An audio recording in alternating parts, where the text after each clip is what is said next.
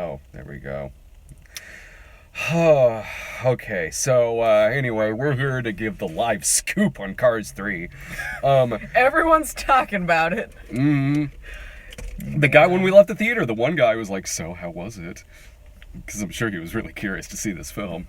If you're not watching this live, and you want to see future episodes of this live as they're happening, I believe if you subscribe to us, our channel is youtube.com/stonedgremlin productions. You can subscribe, and I believe you get alerts. I believe you'll get an alert whenever it goes live. So anyway, we got about 35 minutes to talk about Cars 3 until Rough Night. That could not have felt like less of a movie if they had been trying. I kept thinking, like, I was like, wait, when is the plot starting? And then it wasn't. It felt like Still took 2 hours. Man, it felt like forever. It felt like I was watching a kid play with their Tonka trucks and come up with this plot. Like, there was, like, barely anything to it. I'm so glad we were the only ones in there. So we could, like, yell over it? Yeah. The only time where that kind of bit us in the ass a little bit was when the trailers started. When the trailers started, the 3D wasn't working properly in there, so because there was nobody else in there, to be like, fuck, I'm the one who's gonna have to get up and say, oh, the projector in Cars 3 is out. Alright. So, but after that, thank God we were the only ones in there, because, okay, now, if you've seen the trailer for this movie, you know what the gist is. Lightning McQueen is injured on the race, and blah, blah, blah. Okay, so that part you see in the trailer where it's all dramatic and he's being torn to shit and crashes into the wall. That was really funny. We laughed our asses off because it's so dramatic. And there's fire and smoke. These tiny little ambulance cars come out. I'm sitting there like, if any kid is watching this and is disturbed by it, I'm like, fuck you! I was in the theater and saw Short Circuit 2 in the theater. That is disturbing. This is unintentionally hilarious. It was not as good as the teaser teased us, you know? Because they made it out like he died. Yeah. And I wish that it had happened that way, because that would be a hilarious movie. But instead, we get all of the training shit afterwards. Most of it just felt like it was on that track or in the training center. It felt so small. Until they started the stuff with him in the trainer, it barely felt like he was interacting with any characters. Like, it felt like it was just him going, I'm gonna train, and they're like, okay, let's train. It feels like he learned, this is the third movie, and feels like it feels like he learned 0 lessons from the other 2 movies, because he's an insufferable dick. Lightning McQueen is. I don't know what happens in the first 2 movies. I haven't seen them. I felt like I was I lost something. No, I'll tell you this about this. They fucking Jar Jar the shit out of Larry the Cable Guy in this. Yeah? In that he is barely in this thing. Like, he's in none of the trailers for the movie. But he still manages to say "get her done" twice. When he says it in this movie, by this point in the film, I had zoned out so hard that when he said it, I missed it, and you go, he said it, and it occurred to me what you meant, and I go, oh, and then you look at me and go, you zoned out, didn't you? I'm like, I so did. And then I knew you didn't react because you were so zoned out. Yeah. You didn't even notice he said the line. This is the final race in the movie. It's like, I know where everything in this movie is going. Not that you expect a movie like Cars 3 to be unpredictable, but the moment that they say she's not a racer, it's like, all right, so she's going to race by the end. There's no law that says Sasquatch can't finish the race. They fucking cheated. They won by fucking cheating. It's not like in any other race. You could say, like, oh, if you're, like, running a marathon, if you give your number to someone else and they finish, that means you both win. It's like, no, you fucking cheated. You can't replace yourself mid-race. There's no law that says a snail with jet fuel can't finish the race. So here's what this... Okay, so the first one... Each one of these movies is modeled after another movie. The first one is Doc Hollywood. The second one, I think, is like The Man Who Knew Too Much, maybe, or correct me if I'm wrong on that. But this, I don't know the plots. the first one I've seen. The second one I only parts. But like this one is a hybrid of Rocky 3 and Rocky 4. It's Rocky 3 in the sense that he's the cocky racer, and there's the new racer, and he gets his ass handed to him, so then he's got to get the eye of the tiger back, and there's training on the beach, there's racing on the beach, like it's that he's got to retrain again and then do the race again. Lightning McQueen's got to get the eye of the tiger, only it's racing and it's not boxing. But it's also Rocky 4 in the sense that he's beaten not really by a Clubber Lang type, but more of an Ivan Drago type. Like, this racer, Storm, is all, like, technologically advanced. Ivan Drago. Wasn't by Rocky 4, he was considered, like, technically, like he had like brain damage by then? That was more 5 that got into the brain damage. I knew one of them was like he was like mentally handicapped or whatever.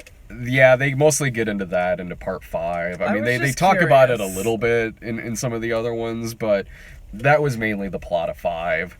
And yeah, in this it's 4 had the robot. Yeah, I mean, there are... Yeah, that's a weird thing about... Hey, here's all these other movies I would have rather watched. That's what this feels like. It's like, yeah, there's plenty of movies that are like other things, but you're still kind of enjoying it. Yeah. This doesn't feel like that. This really does feel like it's just this product. They were like, what do we do with Lightning McQueen now? Oh, okay, well, a new racer comes in, beats him, he gets beat to shit, then he has to like retrain again, and he comes back at the end, but then like he becomes a trainer and blah blah. It would have taken him 5 seconds to come up with the plot of this, and that's what it feels like. I don't know, I never really knew why this movie was happening. It didn't feel like there was ever any endearing character moments. It just felt so generic. It felt like I was just looking at a bunch of like decal stickers of cars in some kid's room, and like it just didn't feel like a movie at all. And it just felt like it felt like that small. To me too. Yeah, you are suddenly kind of thrust into this story. Well, and it just felt like I felt nothing. It was one of those movies where I was annoyed because I felt nothing for it. And it was a whole lot of feeling nothing, because the movie does feel long. For as thin of a plot as in this, for as thin of a plot as it is, and for a plot you've seen many times before that constantly makes you just wish you were watching Rocky 3, this movie has no reason to be pushing 2 hours. Was it like hour 40 or hour 50? I think it was about an hour 50. Man. Yeah. It was about an hour and 50 minutes long.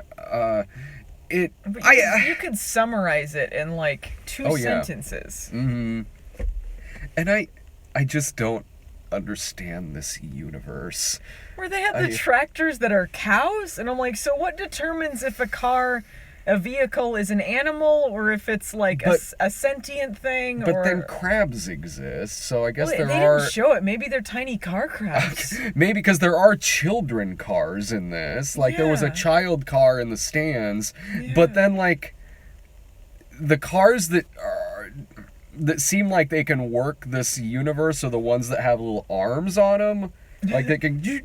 And I'm like, why aren't they the ones that are like really in charge of this universe? Because they're the only ones who are capable of fixing things and building. And I don't know, this whole universe I don't understand. Even the movie, the fact that this movie is like, you know, the Storm character, he's trained on like holograms, and he factors in like velocity, speed, and all these numbers to make sure he's the fastest. And then Lightning's like, I don't want to train like that, I want to train in the sand. So I'm like, it's this anti-technology movie, but it's a movie where the universe is living machinery.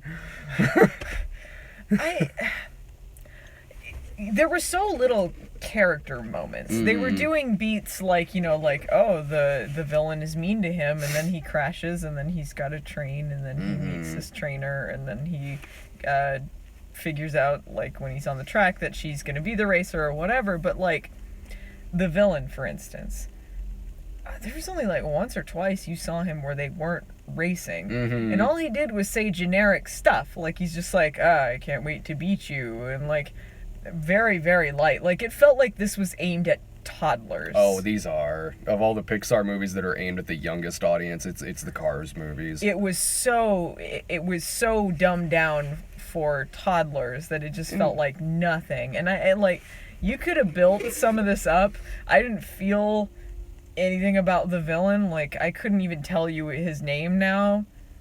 Yeah, I just remembered Storm because they say it a lot when they're doing the name is on the back of her car at one point, and it's the villain in this movie is no more of an insufferable dick than Lightning McQueen. Like, Lightning McQueen's a dickhead in that. Like, and I kind of remember that being the case in the other movies as well, but in this it's like I don't know why I'm supposed to be rooting for you. I kind of don't care about you. You're really insufferable. There is a lot of ego there, which you expect in a movie like this, but no kind of charisma or charm to make up for that. Well, what was at stake here? So that he could keep winning races? Because he kept winning them all the time anyway, and I'm like, what fun is that? He can, honestly, if they were to just outlaw car steroids, he could probably still win.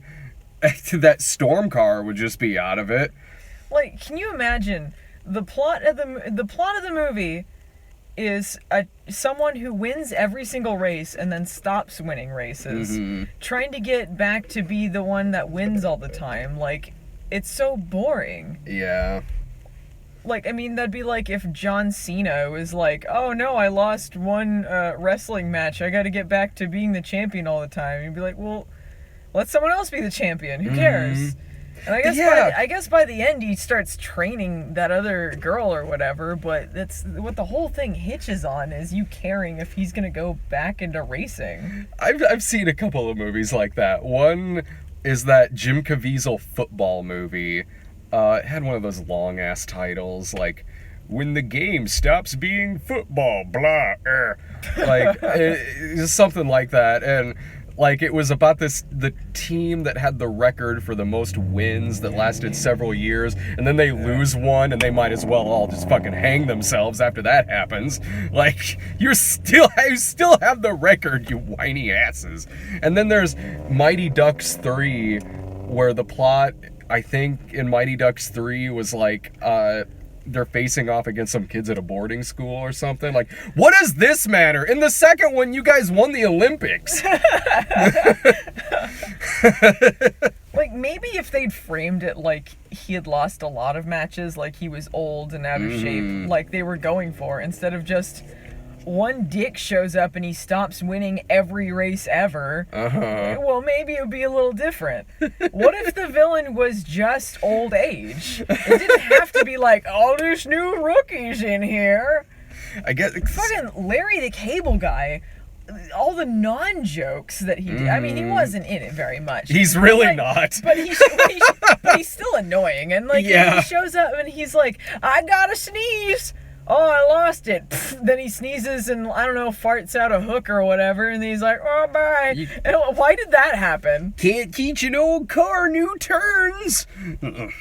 Like, when he did the sneezing thing, it had nothing to do with it. He just stops in to say that and then leaves. I just turned to you and go, what that was that joke? Two things come from Texas. Steers and gears. Man. Yeah. Why do the cars have teeth? Do they need to eat things? I mean, there is. Chew things? I get, like, there's like grain and stuff in this universe. Like, that's for the cow cars. Yeah, I don't get this unless you subscribe to the theory that all the Pixar movies are kind of in the same universe, and like there was some like extinction event that happened that made the cars take over the world, and then the cars died out, and that goes into WALL-E. Like humans have left the, like this is like at this point the humans are all like kind of in space like they were in Wall-E. As long as it means that Lightning McQueen is dead, Yeah. I'm fine with it. 'Cause, man, I really wish that he died in this movie. Or like the twist at the end was like he never recovered and this was all a fever dream of his. It's, yeah, if they went that dark shit with this Like fucking movie. He was in a coma. He was in purgatory. Yeah, because anytime they try being dramatic with this movie, it's funny where it's not supposed to be. And it's... But not enough of it. No, it's really just that crash scene. Other than that, if this... I don't really know what this movie was. Like, I mean, like, if it's a comedy, it's not funny, and there's not that many jokes in it, and the ones that are in it are just dumb Larry the Cable Guy shit, and even he's really only in this for like 5 minutes, but... It didn't seem like something that should have been seen in the theater. It seems like something you put on to, like, keep babies busy. Oh, yeah, I mean, that's... Animation-wise, it looked theatrical, like, it looks like a Pixar movie, so the animation's really good in the movie. Other than that, this movie has the depth of, like, a direct-to-video Planes sequel. Yeah, like, there was just no content to it at all. Mm-hmm. And yeah, if it's a comedy, it's not funny. If this is supposed to be a drama, it's talking cars reenacting Rocky 3. Like, oh, tears. Maybe we were in there so long, too, because this did have a short in front of it. Yeah, that's true. The short was better than this. Like, that was kind of creative. They had the Lost and Found box that came alive. Yeah, that was It went all odd. noodly and changed its shape. I kind of wanted to watch that movie. Same here. When that was happening, I was like, I think Pixar's running out of things to make sentient.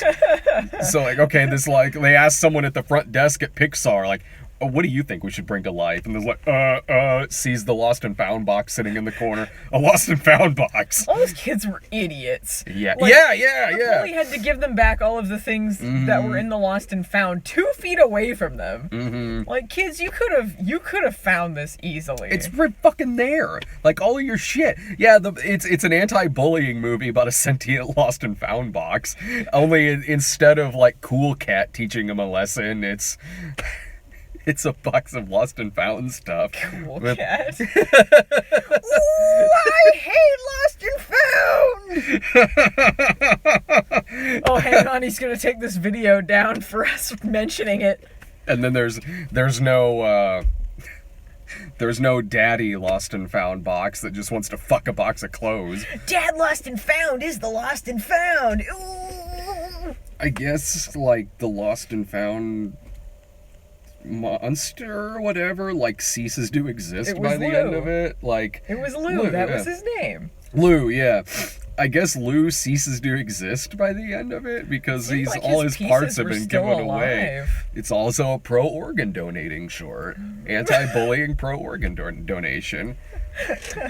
Like, that short had much more interesting stuff going on in it than... It had more content than Cars 3.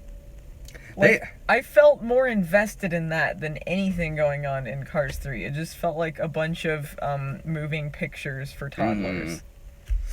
Yeah, and I'm curious, now I'm just curious to see what they do with their shorts next, because I'm like, what are they going to bring to life in the next thing? One of them, a couple of years ago, was about 2 singing volcanoes that fell in love with each other, singing a song like "I Lava You." Man, I really want these mountains to fall in love with each other. Believe it. Oh yeah, we got that trailer. Ferdinand the Bull, unbelievable. All the animals were living in Spain, but all of them had American accents. Yeah. I didn't get that. That's like they made up for it with the Coco trailer. And then they took it away again in Cars 3, where the racer was on the treadmill and is like, "Oh, Essie, I miss home." And then man. The trainer was like, "Well, in that case," brings up this TV. Might as well just had a giant sombrero, a glass of tequila. needed to drink some tequila during this movie. I don't even drink tequila. Look, this movie is, yeah, I'm sure it could. You really want something to take your little kids to this weekend. I'm still sure there is something else playing right now that you could take them to. Captain Underpants is still playing. Yeah. Take them to that. Cars 3, no. This is the kind of movie to where if it's on Netflix or some shit and the kid's like, oh, let's find something that's got sound in it. Sure. Yeah, that's this kind of movie. It's a background movie. I would never recommend it. Like, ooh, you gotta see Cars 3, even in a so bad it's good way. Yeah, like, no, it's just a background thing. That's totally what this kind of movie is. And like Pixar putting all this animation into a movie like this is like gold plating your keys to dangle in front of a kid's face. Like, why are you doing that? Let's. Yeah, I don't really know. This is probably better than the second one from what I've seen of the second movie. But that doesn't mean anything. This isn't really that good of a series of movies. So it's not that good, really. Like, I wasn't sitting there, like, mad, really, like, sitting through The Wildlife or some shit like that, but it's not good. Alright, so let's see, I think like about 11:40 p.m. Central Time, we'll be back to talk about Rough Night. We'll be back. See ya.